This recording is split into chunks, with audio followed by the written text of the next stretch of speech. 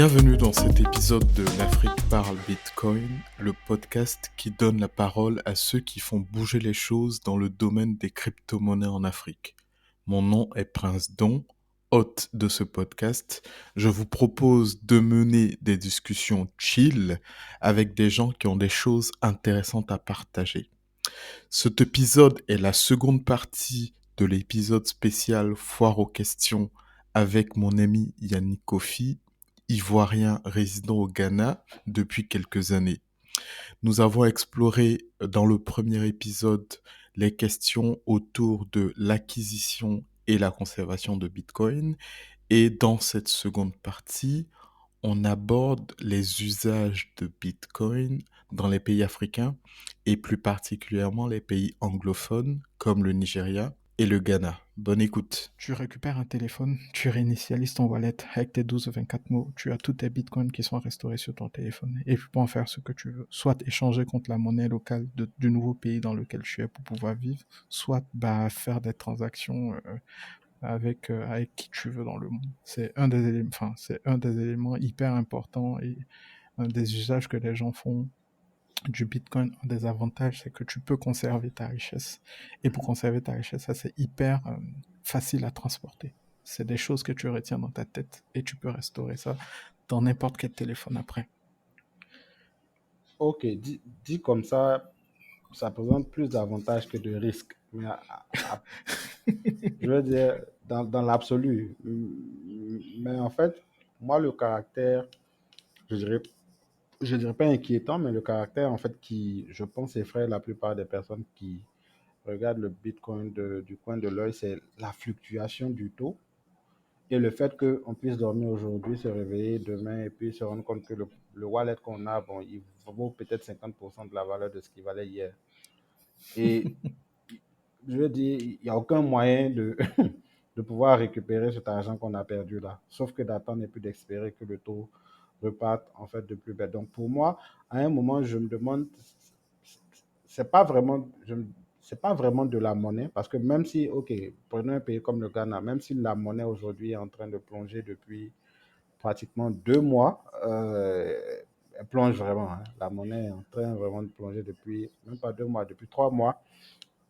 Ça reste en fait quelque chose de factuel qu'on peut toucher, quelque chose de palpable. Tu as des billets de Ghana Cedis dans ta poche, tu peux te balader avec, tu peux aller à la banque et puis faire un retrait assez facilement.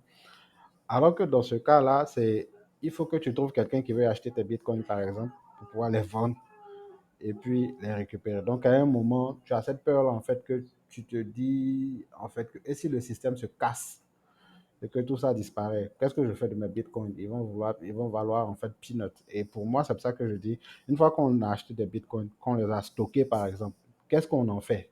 Est-ce qu'à un moment, on a un moyen de se protéger, en fait, de la fluctuation de ce bitcoin-là avec peut-être des opérations toutes simples à faire ou c'est juste l'utiliser comme un moyen de paiement comme on utiliserait une carte Visa ou une Mastercard ou PayPal, ce genre de choses-là. Est-ce qu'il n'y a pas autre chose derrière pour peut-être, je ne dirais pas stabiliser, mais garantir un peu l'activité en elle-même? Je comprends. En fait, j'avais décidé de faire Un un autre épisode podcast dessus. spécial, ouais, Ok, un ok, épisode spécial ok, sur la volatilité. Et puis, mais ok, c'est pas forcément un problème, la volatilité. En fait, ça dépend de comment tu le perçois et surtout l'utilisation que tu fais du Bitcoin. Mais on va revenir dessus dans un autre ok, épisode. ok, Je veux pas spoiler. Par ok. contre, il y a une chose à laquelle je veux répondre, c'est quel usage on peut en faire. Ouais, Tu fais très bien de poser la question. Et euh, il y a il y a les chiffres, il y a des chiffres qui ont été communiqués qui sont sans appel. En Afrique, le Bitcoin est utilisé majoritairement pour la rémittance. Donc la rémittance, en fait, c'est c'est le fait de faire des transferts d'argent, des transactions non commerciales avec des gens. C'est par exemple le fait pour un travailleur africain qui vit dans un autre pays d'envoyer régulièrement de l'argent à sa famille restée dans son pays d'origine. Ça, c'est typiquement de la rémittance. Et c'est à travers la rémittance, c'est le cas d'usage de la rémittance qui a été le catalyseur de l'usage du Bitcoin en Afrique, Ok. notamment au Nigeria, tu vois. J'allais en Le venir. Nigeria a été le pays qui a eu le plus fort taux d'adoption du Bitcoin dans le monde en 2021. C'est très parlant, tu vois, devant les États-Unis et tout, ça a été le pays qui a eu le plus fort taux d'adoption du Bitcoin dans le monde, suivi par les autres pays d'Afrique anglophone, donc le Kenya, l'Afrique du Kenya, Sud, le Afrique du Ghana. Sud, Donc c'est eux Ghana. qui sont en tête. Et donc, comme je le disais, l'usage principal, c'est pour faire de la rémittance et des transferts d'argent non commerciaux. Donc, le, en 2021, je pense un des chiffres qui m'a le plus marqué, j'ai vu, c'est que au Nigeria, en 2021, en semaine, par semaine en moyenne, c'est 8 millions de dollars qui étaient transférés en Bitcoin. Et les gens utilisent Bitcoin pour faire des échanges. Pour, à mon sens, il y a trois facteurs principaux qui expliquent ça. Il y a d'abord le fait que de l'utilisation, les gens sont déjà habitués à utiliser des portefeuilles mobiles en Afrique, à cause du mobile money notamment. Donc il y a une forte adoption des téléphones mobiles en Afrique qui ont fait que les Africains, ils savent déjà utiliser la monnaie électronique. Ils s'envoient du mobile money tous les jours avec leur téléphone. Donc c'est quelque chose de... Il y a déjà une prédisposition, j'ai envie de dire, tu vois, à l'utilisation de, ces, de ce type de modèle transactionnel. Ensuite, il y a les politiques et les mesures du gouvernement. Tu sais, au Nigeria, il y a la Banque centrale a interdit les transferts mobiles internationaux. Et je pense que le Ghana aussi a plein de restrictions dans ce Oui, domaine-là. c'est Ouais. On a beaucoup parlé du fait que c'est hyper compliqué pour toi d'envoyer de l'argent depuis le Ghana vers la Côte d'Ivoire, enfin de c'est faire c'est- sortir des devises de façon globale du pays, c'est c'est- hyper compliqué. Ça l'est encore plus au Nigeria. Et puis là, il y a eu des protestations récemment au Nigeria, ENSA, où les gens protestaient contre les violences policières au Nigeria. Eh bien, les banques centrales ont bloqué tous les comptes qui faisaient du crowdfunding pour soutenir les manifestants, un peu comme ça s'est passé au Canada, tu sais, récemment. Donc Ok. au Nigeria, ben, il y a eu ça, la banque centrale a bloqué les comptes de ces gens et tout ça, et les organisateurs, ils ont sollicité des transferts en Bitcoin. Ils ont reçu quelque chose comme 150 000 dollars de Bitcoin. Donc, pareil, tu as des pays avec des politiques monétaires qui sont hyper restrictives, tu vois, comme au Zimbabwe, où même les monnaies étrangères sont interdites. Tu peux pas avoir de dollars ou d'euros, alors que tu as besoin de transacter avec l'extérieur, Avec tu l'extérieur. vois. Dans ce contexte-là, les gens se tournent vers des alternatives comme Bitcoin qui ne sont, pardon, Bitcoin n'est pas censurable. T'as aucune limite de avec qui tu transfères, avec qui tu transactes, et l'État ne peut pas censurer tes transactions. Ok, je vois. Et puis, il y a le fait, et tu l'as mentionné, je pense que c'est ça qui m'a fait penser à ça, c'est le taux d'inflation dans Des, ces mon- pays. des monnaies, En- ouais. c'est des monnaies nationales. Donc, dans des pays comme le Nigeria, Le la Ghana, Zambie, le Zimbabwe, le Ghana, le Soudan, on a des c'est. taux d'inflation à 2 chiffres, en fait. Ouais. Donc, dans ces conditions-là, les gens se foutent de la volatilité du Bitcoin, en fait. Tu vois, regarde au Ghana, au Nigeria, par exemple, entre 2015 et aujourd'hui, le Naira a perdu 50% de sa valeur. Le Oui, Naira a été dévalué rien qu'en 2009, 3 fois dans une année, la monnaie a été dévaluée. La dernière dévaluation du Naira, c'est 7,6% l'année dernière. Donc, enfin, on est dans un environnement où les monnaies sont relativement instables. Bon, nous, on est chanceux en Côte d'Ivoire et dans les pays d'Afrique de l'Ouest. On a ouais. les CFA qui est arrimé à À l'euro, donc l'euro, on une a une parité. inflation avec la parité, on a une inflation qui est plus ou moins maîtrisée. Mais les autres pays d'Afrique, les gars, ils ont de vrais sujets d'inflation monétaire. Donc, C'est. quand tu es dans ce contexte-là, utiliser une monnaie, enfin, tu as une alternative, même si elle est volatile, mais elle ne perd pas de la valeur sur le long terme, alors que ta monnaie est garantie de perdre de la valeur. Donc, les gens qui l'utilisent dans ces pays-là sont moins sensibles à la volatilité du Bitcoin parce qu'ils sont habitués à quelque chose de beaucoup plus dangereux, une inflation à 2 chiffres. Ok, je vois. Mais, ok, ok. Je comprends en fait comment dire ça, euh, la notion de stabilité par rapport à ces monnaies-là. Mais mon inquiétude, c'est le fait que si ces personnes-là, des fois, ont recours au Bitcoin par rapport à sa stabilité, mais est-ce que la célérité, en fait, avec laquelle ces personnes font des opérations, est-ce qu'elles tirent un avantage en utilisant du Bitcoin? Parce que le Bitcoin, c'est une tendance sur le long terme, en fait, pour pouvoir, je veux dire, percevoir le moins possible le côté inflation ou le côté d'évaluation de la monnaie en elle-même, si on considère le Oui, Bitcoin comme de la monnaie. non, mais ça, c'est quand tu considères l'aspect réserve de valeur du Bitcoin. Mhm. C'est quand tu considères l'aspect réserve de valeur du Bitcoin que tu es sur du long terme, que genre tu en achètes et Et tu que tu conserves en conserves. espérant que ça prenne de la valeur. Non, mais ces personnes-là ne sont pas dans cette configuration-là. Ces personnes-là sont plus dans le... Quand ton objectif, c'est te nourrir et te vêtir, tu fais pas d'épargne, même pour dire que tu as espéré que ton épargne. Toi, tu as besoin de moyens pour pouvoir faire ta transaction. Et les gens l'utilisent pour la rémittance, comme je le dis. Quand ils utilisent du Bitcoin, après, c'est converti en monnaie locale immédiatement pour dépenser. Mais disons qu'ils utilisent la technologie pour Ok. pouvoir, se prémunir de la censure, pour pouvoir utiliser la rapidité, parce que ça, c'est le dernier facteur, selon moi, de l'utilisation du Bitcoin dans la rémittance en Afrique, c'est la rapidité et puis les faibles coûts de transaction. Je sais. Tu vois, je lisais que en Afrique francophone subsaharienne, c'est la région du monde qui est la plus pauvre. Mais paradoxalement, c'est là-bas que les taux de transfert d'argent sont les plus élevés au monde. Et Euh, les ça, plus élevés au monde. C'est une étude de la Banque mondiale que j'ai lue là qui dit ça que sont pesants parce envoyer que, je veux dire, la demande va être plus forte, en fait, vers l'extérieur. S'ils sont pauvres, comment. je veux dire, ça doit se valoir parce que s'ils sont pauvres, forcément, l'écosystème ou bien l'environnement lui-même ne se prête pas à avoir beaucoup de choses pour la consommation. Donc, tout va venir. C'est des frais, non, c'est des frais Enfin, d'argent entre. Je parle de frais d'argent, je ah, parle ok. pas de, on parle pas d'économie, je parle de frais d'argent. C'est des Ah, ok, flux ok, ok. financiers. Ce sont des flux financiers.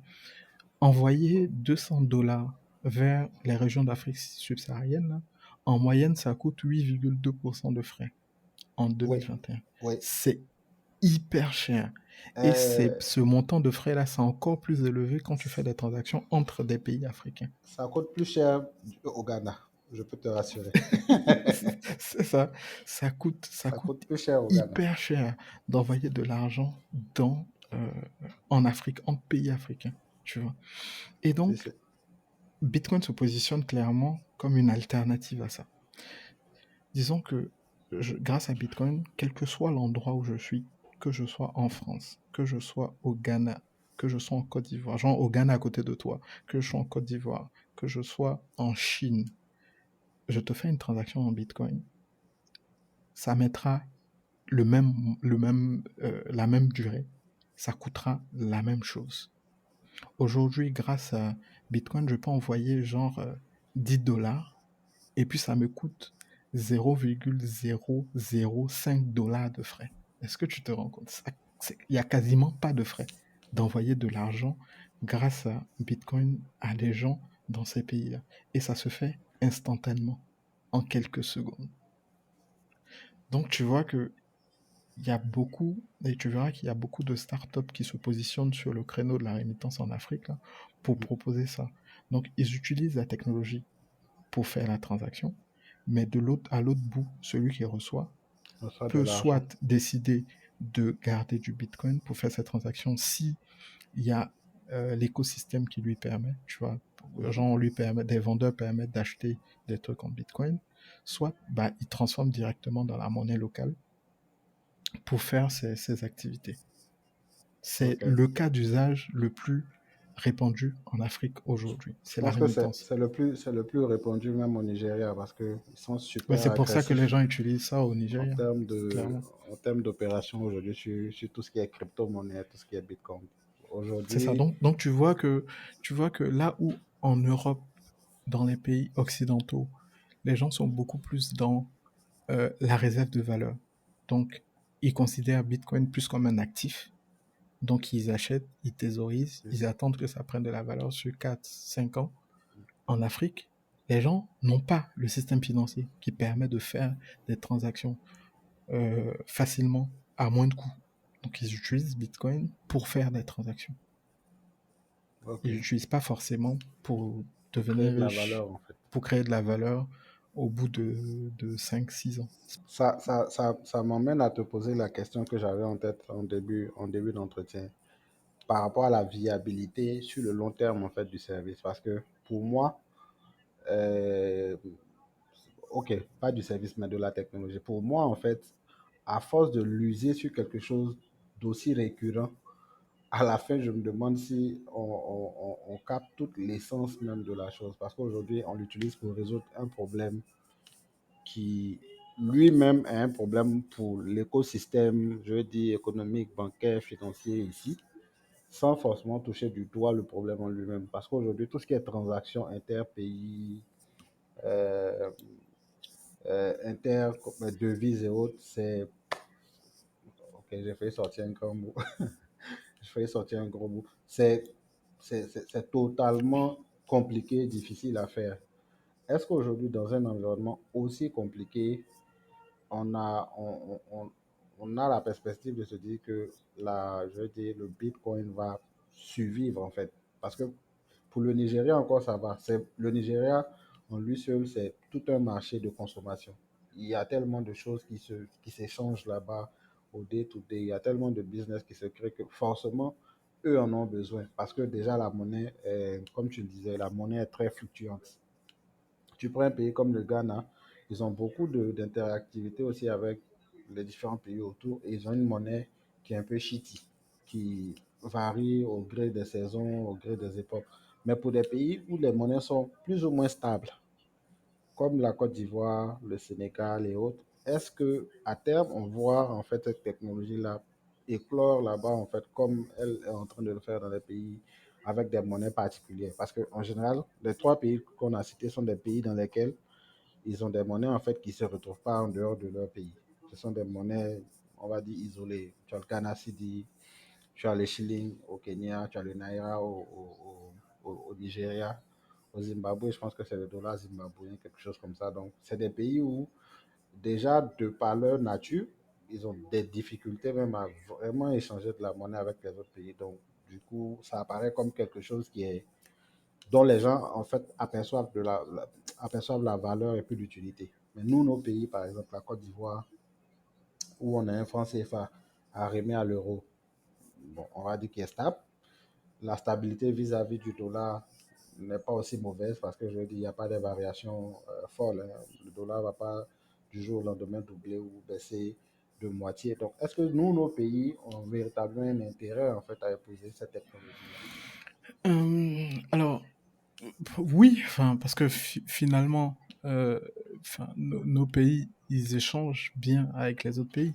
Je veux dire, ils échangent bien et les habitants, les populations ont des transactions avec les populations du Ghana, Mhm. si on veut prendre l'exemple de la Côte d'Ivoire. Et Mhm. tu auras beau avoir ton CFA qui est relativement stable, pardon, mais tu auras des difficultés à transacter avec le Ghana à côté, avec le Nigeria, avec la Guinée-Conakry, les pays à côté qui n'ont pas le CFA. Et c'est une opportunité, je dis, c'est une option. Donc tu pourrais utiliser Bitcoin pour ces échanges-là, tu vois. Donc j'ai envie de dire, après c'est l'idée c'est que les gens puissent avoir l'information, savoir qu'il y a une alternative. Et puis, en fonction de leur cas d'usage, en fonction de leur configuration, de leur contexte, de Mhm. choisir ou pas d'utiliser cette technologie. Ça, c'est une des choses particulières avec le Bitcoin, c'est que le Bitcoin t'offre le choix. Tu as le choix de l'utiliser ou pas. Il n'y a personne qui te force à le faire. Ce Mhm. qui n'est pas le cas des monnaies fiduciaires. Quand tu es en Côte d'Ivoire, tu as l'obligation, tu es contraint, j'ai envie de dire, pour faire tes transactions, d'utiliser du franc CFA. Mais en C'est même ça. temps, parce que, enfin, tu as beau être en Côte d'Ivoire, enfin, si tu veux, tu pourras pas acheter ton, des choses, tu pourras pas acheter des biens chez ton boutiquier du quartier avec du dollar, avec des billets de dollars ou d'euros. Il va jamais accepter. Tu vois. C'est Donc, clair. effectivement, il y a des impondérables. Il y a des choses pour lesquelles tu n'as pas d'autre choix que d'utiliser ta monnaie locale. Mais il faut que tu aies à l'esprit que quand tu veux faire des transactions digitales ou des transactions avec des gens qui ne sont pas dans ton pays, tu as la possibilité d'utiliser Bitcoin où tu n'auras pas la contrainte de, des frais de transaction qui sont hyper élevés, du temps de transaction aussi. En fait. C'est plus comme ça qu'il faut le voir. Et puis Ok. après, rien n'exclut que tu puisses maintenant envisager de conserver une partie de ton épargne dans cette monnaie, donc en Bitcoin, qui prendra de la valeur sur le long terme, quand tu te projettes maintenant sur le long terme. Ok. Good, good, good. Je pense que ça répond plus ou moins à la question. Juste pour revenir à la discussion qu'on avait sur l'acquisition, la conservation et puis l'utilisation de Bitcoin. Je pense qu'on a Mhm. revu, on a passé en revue ce que c'était qu'une plateforme, ce que c'était qu'un e-wallet, notamment tout ce qui était moyen en fait de, euh, comment on dit ça, protection. Donc clé Mm. publique, clé privée. Ce que je voulais savoir, c'est euh, pour quelqu'un qui n'est vraiment pas du domaine, quelqu'un comme moi, je veux dire, on Google tous en fait sur le sujet, on lit le maximum d'informations qu'on peut lire, mais n'étant pas véritablement du domaine, je veux dire, peut-être de la finance ou de tout ce qui se rapporte à ce domaine-là. C'est quoi les précautions qu'on doit prendre pour pouvoir peut-être démarrer ou bien acquérir des bitcoins en Ok. dehors de tout ce qu'on a déjà dit? Enfin, moi, ce que je pourrais conseiller à quelqu'un qui, qui découvre le sujet, c'est de tester la chose. Et pour tester, c'est pas bien compliqué. Tu pars sur une des plateformes d'échange. Tu pars sur Coinbase ou sur Binance. Sur Binance. Voilà. Disons Binance. Donc, tu pars sur Binance. Tu crées un compte. Mhm. Binance, ils vont te demander de t'identifier. Tu vas devoir leur envoyer une copie de ton passeport ou de ta carte d'identité. Et puis, tu peux déjà acheter tes premiers bitcoins. Tu achètes 5 000 ou 10 000 francs de bitcoin pour tester. Tu as tes premiers bitcoins. Tu pourras expérimenter l'envoi de bitcoin quasiment instantané. Sur les plateformes, c'est un peu plus compliqué, mais tu peux pousser l'expérience. Enfin, quand je dis un peu plus compliqué, c'est relativement facile, mais ce que je veux dire, ça n'a pas les avantages que j'ai cités de pouvoir envoyer genre 10 dollars à quasiment pas de Pas frais. de frais. Voilà, ça, c'est pas quelque chose qui est possible sur les plateformes d'échange. Pour ça, il faut utiliser des wallets Bitcoin, voire Lightning Network compatibles. En fait, Ok. j'ai pas voulu en parler spécifiquement, mais le Lightning Network, c'est une technologie au-dessus du Bitcoin qui permet les échanges rapides et instantanés à moins de coûts. Et c'est pas des services qui sont, c'est pas un service qui est disponible sur les plateformes d'échange, sur les portefeuilles qui sont dans les plateformes d'échange. C'est pour ça que j'ai conseillé des portefeuilles Bitcoin spécifiques comme Mom Wallet ou Blue Wallet. Donc ces portefeuilles, ils sont beaucoup plus pratiques dans l'utilisation du Bitcoin. Donc tu achètes, Ok. disons, 5 000 ou 10 000 francs CFA de Bitcoin. Donc tu auras fait tes premiers achats de Bitcoin. Tu les transfères ensuite vers ton wallet non custodial. Et puis à partir de là, tu peux faire joujou avec Bitcoin. Tu peux envoyer genre 100 francs. Tu vois, ça c'est un cas d'usage, tu vois, que ni les banques, ni même le mobile money ne permet. Tu peux pas envoyer 100 francs avec mobile money. Non. Tu peux pas envoyer 200 francs. C'est le montant des frais, ça. 100 francs, 200 francs. Donc imagine que tu sors, tu vois la vendeuse du coin, tu veux acheter une boule d'attiqué à 100 francs, tu n'as pas d'argent, tu as du Bitcoin. Avec Lightning Network, tu peux lui régler 100 francs de Bitcoin dans une transaction. Ça va te coûter, tu auras toujours 100 francs en fait. C'est tellement, c'est tellement pas coûteux que finalement, tu ne paieras rien pour faire cette transaction. Et ça, il y a aucun système aujourd'hui qui te permet, de faire même ça. en Afrique, de faire ça, de faire des micro-paiements. Les micro-paiements sont complètement... Ouais, il y a toujours des seuils, en fait. Tu peux pas... et les seuils sont beaucoup trop élevés pour permettre des micro-paiements. Entre-temps, c'est une des possibilités que permet le Bitcoin. Et pour parler des possibilités, c'est quelque chose de beaucoup plus futuriste, mais le paiement en streaming, c'est une des possibilités. Ouais, ben les gens y réfléchissent. Payer en streaming. T'imagines si, plutôt que de payer un abonnement pour écouter de la musique, tu payes par seconde écoutée. À chaque fois qu'une seconde de musique passe, Tu payes un montant. c'est des bouts de Bitcoin qui partent. Parce que tu peux payer des montants tellement infimes que tu peux te permettre ça. Et finalement, tu aurais écouté le morceau et tu auras payé genre 15 francs ou 10 francs. Ça te coûte rien, mais parce que aujourd'hui, t'as aucun moyen de faire ce type de paiement, donc personne n'y pense, tu vois. Et Mhm. aujourd'hui, c'est une possibilité qui est permise. Mais bon, là, je suis en train de digresser. Donc, bref, ce que je disais, c'est que en tant que débutant, tu veux t'essayer, et je te conseille de t'essayer, ouvre un compte sur une plateforme d'échange, achète tes premiers bitcoins, tu peux en acheter, et ça, je l'ai peut-être pas dit, mais le bitcoin est divisible. Donc, il faut pas penser que parce qu'on dit qu'aujourd'hui le cours du bitcoin est à, je pense actuellement ça doit être autour de 39 000 $, 39 000 ou 40 000 $, 39 000.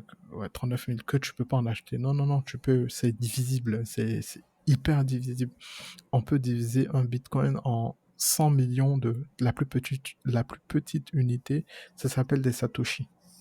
Donc un bitcoin égale 100 millions de satoshi. Satoshi en hommage au concepteur du Concepteur. bitcoin. C'est ça. Pardon. Ok. Donc on dit satoshi ou sats en abréviation. Ok. Donc un bitcoin égale à 100 millions de satoshi. Donc tu peux acheter 1000 francs, 2000 francs, 5000, 10 000, 50 000 francs de bitcoin en fait. Donc tu auras des centaines de milliers de satoshi et puis tu peux t'amuser à faire des transactions en satoshi, à envoyer des satoshi à quelqu'un, à recevoir des satoshi, à voir comment c'est facile d'envoyer des satoshi à quelqu'un qui soit à côté de toi ou qui soit dans un village perdu au milieu du centre de la Côte d'Ivoire. Tu lui envoies cette transaction, enfin, tu lui fais cette transaction-là, genre, instantanément et quasiment sans frais. Ok. Donc, Ok. oui, tester. Et puis, dernier conseil que je donnerais, c'est les mesures de sécurité que j'ai données. Donc, C'est sur la faut conservation de la privilégier, clé. exactement, privilégier des wallets non custodial. Et puis, quand tu génères ton wallet, faire attention à sa clé privée, la seed phrase, à bien noter la seed phrase sur un bout de papier, ne jamais prendre en photo ni l'enregistrer dans son téléphone. Tu le notes sur le bout de papier, tu conserves le bout de papier dans un endroit en sécurité. Et le jour où tu perds ton téléphone ou tu le casses, tu vas remercier le ciel d'avoir suivi ce conseil. Si, si. C'est noté, c'est noté. Est-ce Oh. que tu as d'autres questions, Yannick? Euh, je pense que la dernière, c'est surtout par rapport à, comment dire ça, au gain de valeur qu'on peut avoir sur un wallet. Comment faut l'interpréter? Et puis, ok, je pense que j'avais déjà demandé en fait comment le sécuriser parce que je dis n'importe quoi. J'ai acheté 100 francs de Bitcoin aujourd'hui. 2, 3 semaines après, ça vaut 150 francs. C'est vrai, j'ai pas répondu à ta question. Et Mm. effectivement, euh, en fait, euh, le gain ou la perte n'en est une que quand tu vends. Ok. Tant que tu n'as pas vendu, ce n'est qu'un gain ou une perte latente. Tu n'as que la Tu vois. valeur en fait de Bitcoin qui s'affiche Tu, sur ton tu wallet. n'as que exactement, tu n'as que Ok. la valeur qui s'affiche. Donc, il faut vendre ou pour pouvoir matérialiser le bien ou pouvoir... Donc, on peut pas vraiment se protéger, comme tu dis, de la volatilité. La volatilité, ça fait partie du truc. Donc, soit tu utilises Bitcoin comme moyen d'échange. Donc là, tu utilises des technologies comme Lightning Network pour faire tes transactions. Et donc, vu que c'est quasiment instantané, on ressent pas la volatilité si à l'autre bout de la transaction, la personne qui reçoit convertit immédiatement en monnaie fiduciaire. Mais si tu es dans une logique de holding, c'est comme ça qu'on appelle, sur du long terme, bah, si tu te rends compte que tu es en perte, ne panique pas, garde juste, conserve, parce que on est quasiment sûr que sur le long terme, ça ne fera que prendre de la valeur. Et c'est bien parce que quand on est convaincu de ça, qu'on se met à faire du holding, à conserver. Donc, et c'est entre autres pour ça qu'on demande de ne mettre dans le Bitcoin et dans les cryptos de façon générale que l'argent qu'on est prêt à perdre. Faut pas mettre les économies de toute ta vie dedans. Tu ne mets qu'une petite partie, une partie que tu sais qui va pas te donner des maux de tête quand tu vas voir le cours dégringoler Des à la Congolais. faveur d'une crise comme c'était le cas avec la guerre en Ukraine. T'as le cours Oh, qui a pas mal chuté. ok, ok, je vois. En fait, comme tu l'as dit pendant ta discussion avec Edith, il faut que les gens se départissent de cette notion d'enrichissement Ouais. immédiat sur le court terme. Je veux dire, s'ils veulent, si c'est ça en fait euh, le but du jeu, il y a plein de techniques nouvelles, novatrices qui sont là en fait pour permettre à ces personnes-là d'avoir le gain facile et rapide. Donc, l'idée, c'est de regarder derrière ce que ça nous offre comme possibilité pour des personnes qui sont dans des environnements, je veux dire, aussi stressants que le nôtre, où la monnaie en elle-même est une chose qui est tellement fluctuante. Aujourd'hui, vous vous réveillez, quand vous vous réveillez, le carburant a pris 2 Ghana Cedis en plus.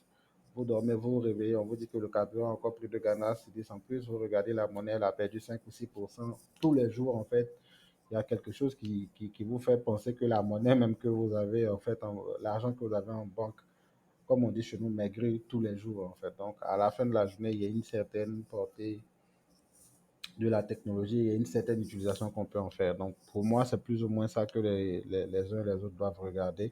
Et puis, comme tu l'as dit, pour toute personne qui s'y intéresse, il faut tester, puis peut-être regarder, voilà, mettre des montants, comme tu l'as dit, qu'on est prêt à perdre, qui ne sont pas impactants pour nous-mêmes. Et puis, une fois qu'on s'est fait la main sur les plateformes, sur le vocabulaire, sur comment on gère le monitoring de son wallet, voilà, peut-être qu'on peut y aller pour d'autres objectifs en fait en dehors de l'utilisation simple comme un moyen de paiement.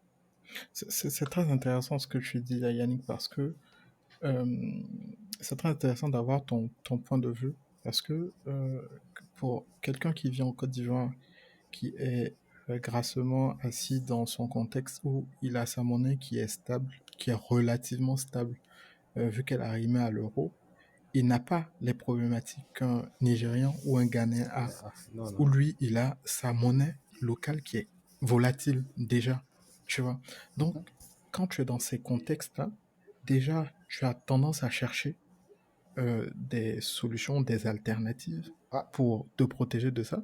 Et puis surtout, tu n'as pas peur d'un actif qui est volatile parce que ta monnaie, déjà, elle est hyper volatile, tu vois.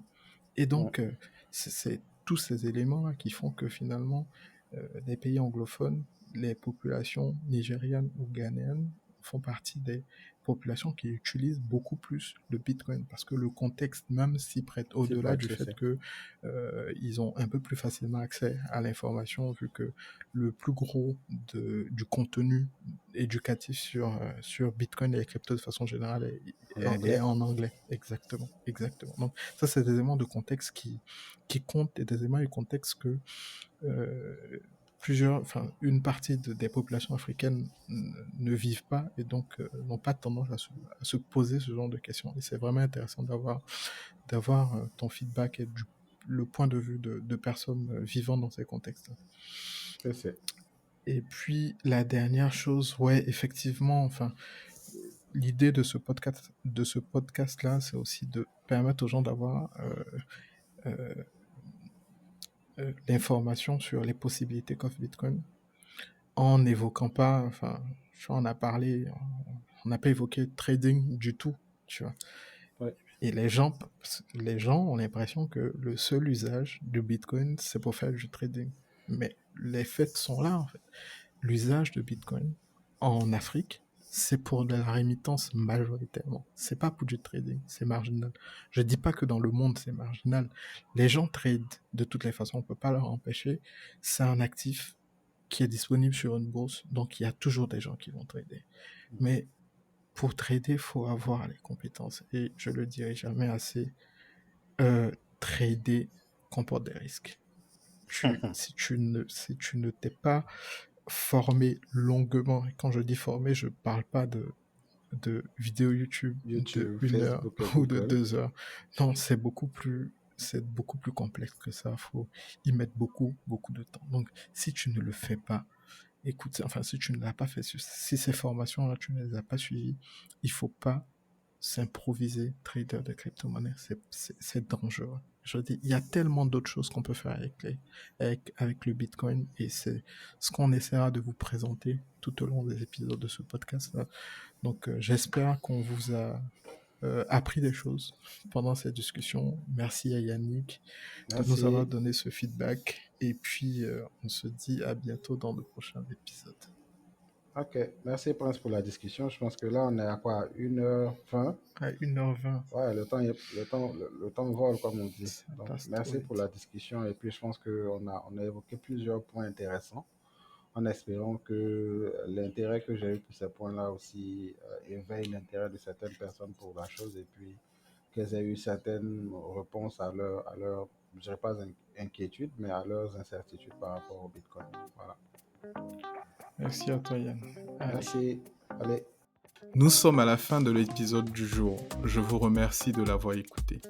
L'objectif de ce podcast est de partager la correcte information sur le Bitcoin et les cryptos.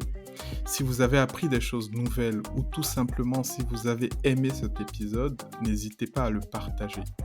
Il est disponible sur les plateformes de streaming YouTube, Spotify, Apple Podcasts, Deezer. Si vous avez des questions, des sujets que vous voulez que j'aborde, ou même si vous souhaitez être invité à discuter au cours d'un épisode, je serai très heureux d'en parler. Vous pouvez me mentionner sur Twitter, le pseudo c'est @afrique_bitcoin. Encore merci et à bientôt.